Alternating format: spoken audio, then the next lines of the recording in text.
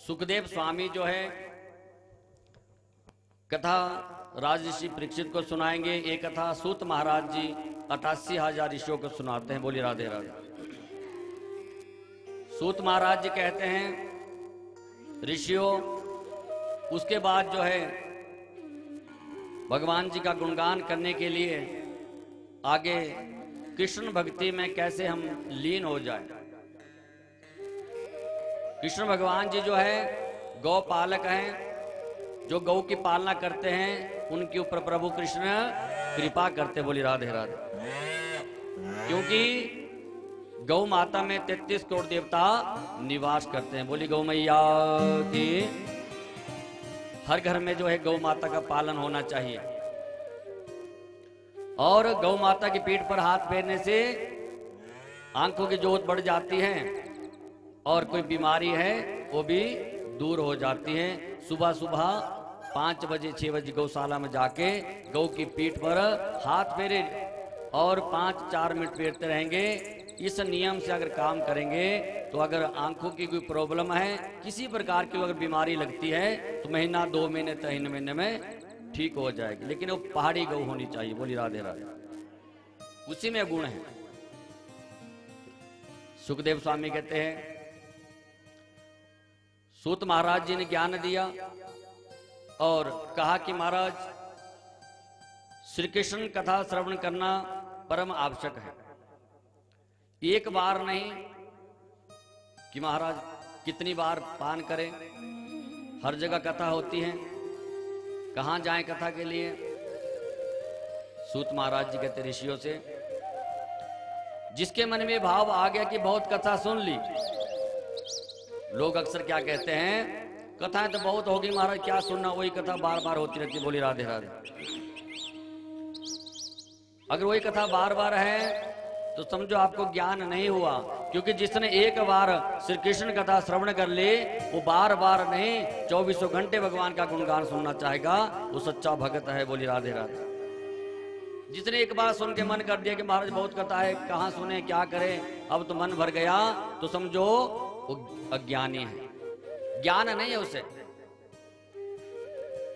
वृंदावन जब जाओ वहां पर कितनी भक्ति है, कितनी भक्ति है वहां पर, ये वही जान सकते जो वृंदावन गए थे। बोली राधे राधे।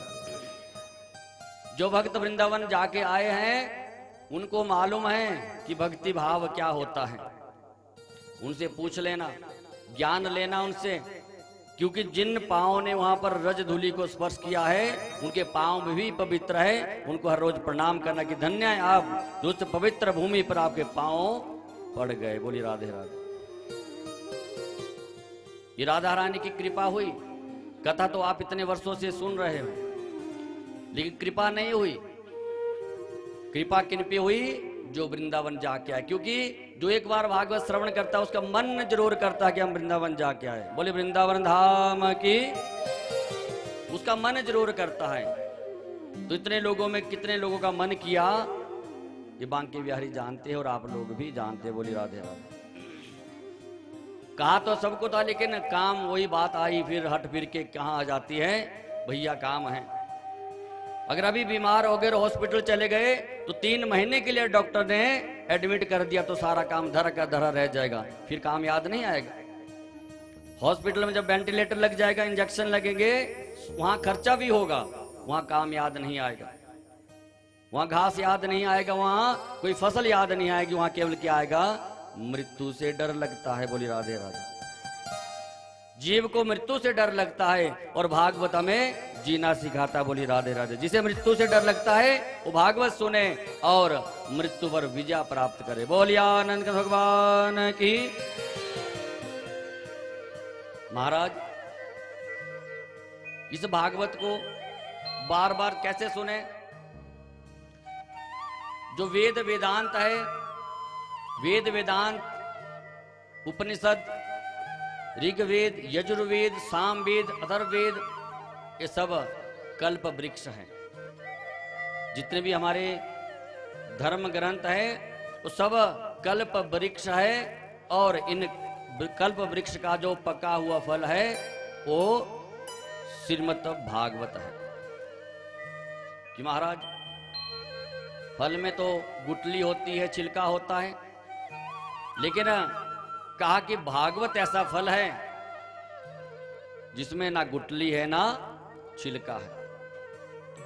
और कहा कि मुहु रहो रसी भूवि भावुका, इसका बार बार पान करने को क्यों कहा महाराज। और कहा कि पीबत भागवतम रसमाल्यम मुहु रहो रसी भूवि भावुका। पीबत भागवत कहा, भागवत ने जब ज्ञान दिया तो कहा कि पीबत भागवत, पीने की बात कही। ऋषियों ने कहा महाराज भागवत को कैसे पिया जाए, ये तो सुनने की बात है, तो श्रृणुतु भागवतम लिखना चाहिए था, पीबत भागवत लिख दिया। कि महाराज जो लोग हम सुनते हैं, एक कान से सुनते हैं दूसरे कान से बाहर निकाल देते, बोलिए राधे राधे श्री राधे। एक कान से सुनते हैं और दूसरे कान से बाहर निकाल देते हैं, तो सुनने की पद्धति को निकाल दिया।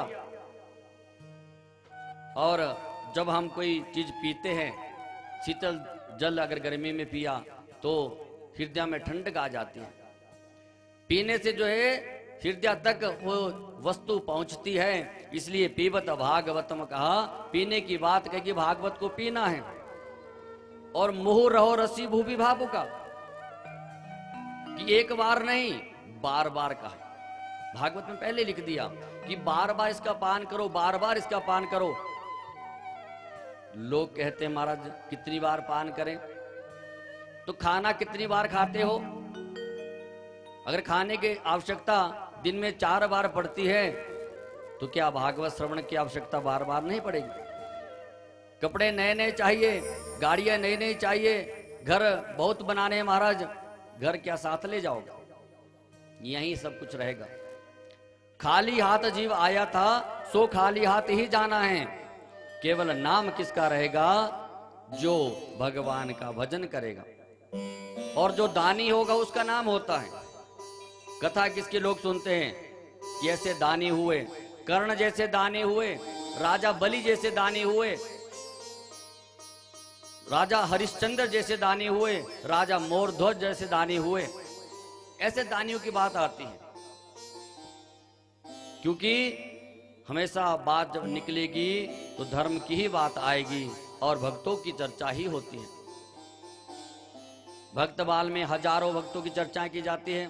भक्त प्रहलाद आसुरी थे, लेकिन फिर भी भक्ति भाव में ऐसे डूबे कि नारायण से भक्ति की। तो कहा महाराज आप कहीं भी रहो, कहीं भी आप चले जाओ, लेकिन भगवान की भक्ति को छोड़ना नहीं है। इसलिए शास्त्रों में कहा गया है कि सत्संग, अगर में सत्संग किसे कहते हैं? सत्य मने अच्छा और संग मने करना चाहिए। अच्छों का अगर संग किया वो सत्संग है, और बुरों का अगर संग किया वो कुसंग कहलाता है।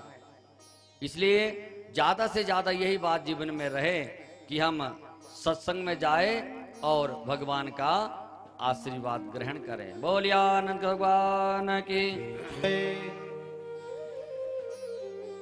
सूत महाराज जी आके कहते हैं, ऋषियों इस भागवत में इतनी महिमा है कि ये भागवत जो है देवताओं के लिए भी दुर्लभ हो गया। जो कथा ऋषिगण सुन रहे थे, कहा ये देवताओं के लिए दुर्लभ हुआ। एक बार जब राज ऋषि परीक्षित को 7 दिन में मरने का श्राप लगा, उस समय देवता लोग अमृत कलश लेके आए। बोली राधे राधे। अमृत कलश लेके आए और राजा परीक्षित के पास रख दिया। जैसे राजा परीक्षित के पास रखा, कहा राजन आप इस अमृत का पान करो, सो आप अमर हो जाओगे, और जो भागवत कथा है उसे हमें श्रवण करने दो। राजन ने विचार किया मन में कि महाराज एक तरफ अमृत है, एक तरफ भागवत जी है, अब अमर कौन नहीं होना चाहेगा? 7 दिन में तो मृत्यु होनी थी, लेकिन वो भी ज्ञानी थे परीक्षित। तो गुरु महाराज जो सुखदेव स्वामी हैं उनकी तरफ इशारा किया, महाराज जब जब कोई संकट आता है तो गुरु के सानिध्य में लोग चले जाते। बोलिया आनंद भगवान की जय। गुरु के सानिध्य में लोग चले जाते हैं। संकट आया तो राजा ने इशारा कर दिया, महाराज क्या करूं, अमृत का पान करूं कि भागवत सुनूं? इनका गुण मुझे अगर बता देते तो मुझे भी बड़ा आसान हो जाता कार्य करने के लिए।